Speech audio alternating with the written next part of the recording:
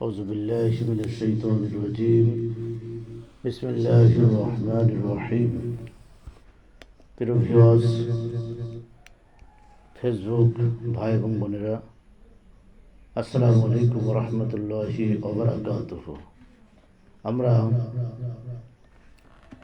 আজকের আলোচনা করব বিশ্বনবী মুহাম্মদ রাসূলুল্লাহ সাল্লাল্লাহু আলাইহি ওয়াসাল্লামের সিরাতের উপরে তৃতীয় পাঠ, সমাজ সংস্কারে রাসূল সাল্লাল্লাহু আলাইহি ওয়াসাল্লামের লক্ষ্য উদ্দেশ্য। আল্লাহ তাআলা বলছেন, লাকাদ আরসালনা রুসুলানা বিল বায়্যিনাত ওয়া আনসালনা মা'হুল কিতাবা ওয়াল মিজান লিয়াকুমা আন-নাসু বিল কিসত। সাদাকাল্লাহুল আযীম। 57 নম্বর সূরা আল হাদীদের 25 নম্বর আয়াতে আল্লাহ তাআলা শুরু করছেন, লাকাদ আরসালনা রুসুলানা বিল বায়্যিনাত। আমি আমার রাসূলগণকে কেবলমাত্র এই উদ্দেশ্য পাঠিয়েছি। লাকাদ আরসালনা রুসুলানা বিল বায়্যিনাত, আমি আমার রাসূলগণকে কেবলমাত্র শুধুমাত্র নিজেই এই উদ্দেশ্যে পাঠিয়েছি এবং তাদের উপর কিতাব, ওয়া আনসালনা মা'হুল কিতাব, তাদের উপরে নাজিল করেছি কিতাব, অল মিজান, নাজিল করেছি মানদণ্ড দাড়িপাল্লা, নাজিল করেছি ইনসাফ ভিত্তিক ন্যায় ভিত্তিক সমাজ গঠনের জন্য দাড়িপাল্লা, লিয়াকুমান নাসু বিল কিসত, যাতে মানব জাতি ন্যায়ের উপরে প্রতিষ্ঠিত হয়, যাতে মানব জাতি ন্যায় এবং সুশৃঙ্খলভাবে জীবন যাপন করে। 57 নম্বর সূরা আল হাদীদের 25 নম্বর আয়াত। বন্ধুরা, এখানে বিশ্বনবী মুহাম্মদ রাসূলুল্লাহ সাল্লাল্লাহু আলাইহি ওয়াসাল্লাম সমাজ সংস্কারের জন্য প্রথম যে ভূমিকা নিয়েছিলেন, 9টা ভূমিকা নিয়ে আল্লাহর নবী মুহাম্মদ রাসূলুল্লাহ সাল্লাল্লাহু আলাইহি ওয়াসাল্লাম এগিয়ে গিয়েছিলেন। 1 নম্বর, ওয়াত্তাকুল্লাহ, আল্লাহর উপরে ভয়। আল্লাহর উপরে ভয় ভীতি না থাকলে একজন মানুষ সমাজ সংস্কারের কাজ করতে পারে না। 2 নম্বর, আল হায়া শুবাতুম মিনাল ঈমান, লজ্জা ঈমানের অঙ্গ। লজ্জা শালীনতা ব্যবহার করার জন্য বিশ্বনবী মুহাম্মদ রাসূলুল্লাহ সাল্লাল্লাহু আলাইহি ওয়াসাল্লাম 2 নম্বর পদক্ষেপ গ্রহণ করেছিলেন।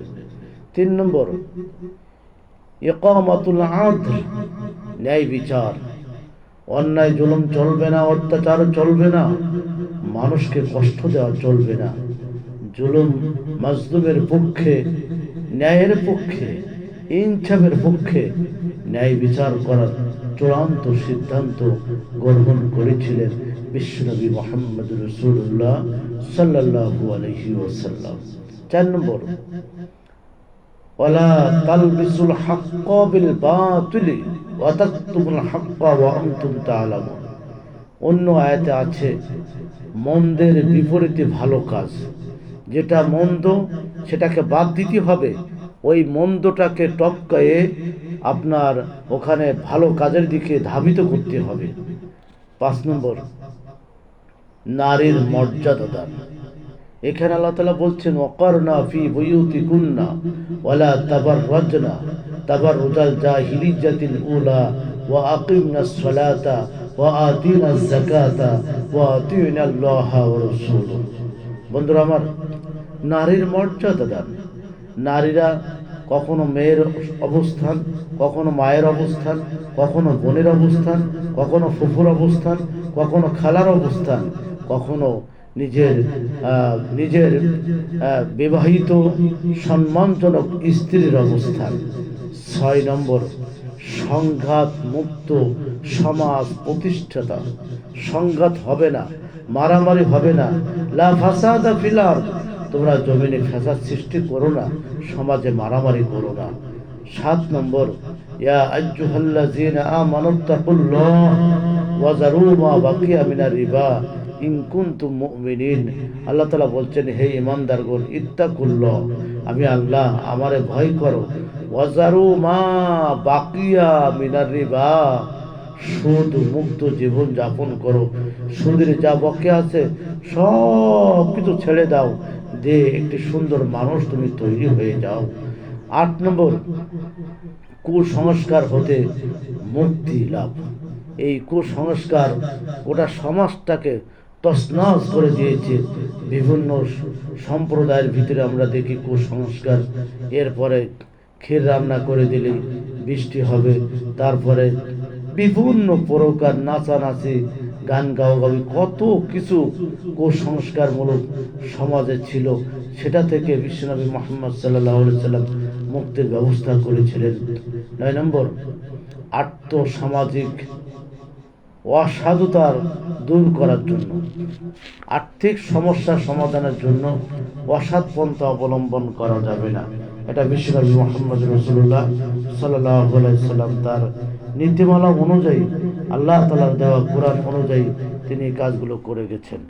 এরপরে আল্লাহ তাআলা 61 নম্বর সূরা আস-সফের 9 নম্বর আয়াতে কি কথাগুলো বলছেন? আল্লাহ তাআলা বলছেন, ওয়াল্লাযী আরসালা রাসূলাহু বিল হুদা ওয়া দীনিল হক লিইযহিরাহু আলাদ দীনি কুল্লিহি ওয়ালাউ কারিহাল মুশরিকুন।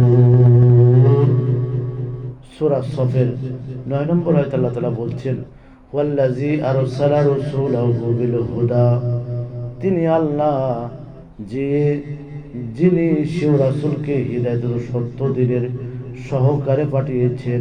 ওয়াল্লাযী আরসালা, তিনি আল্লাহ, রাসূলাহু বিল হুদা, তার নবীকে, তার রাসূলকে হিদায়াতের পথ দিয়ে পাঠিয়েছেন। ওয়া দীনিল হক লিইযহিরাহু আলাদ দীনি কুল্লিহি ওয়ালাউ কারিহাল মুশরিকুন। আল্লাহু আকবার। সত্য দিন সহকারে পাঠিয়েছেন, যাতে তিনি এই সত্য দিনকে অন্য সমস্ত ধর্মমত, ব্যক্তিগত মত, জানবাদ মত, সব মতকে উপেক্ষা করে জীবন ব্যবস্থার উপর বিজয়ী করে দিতে পারেন।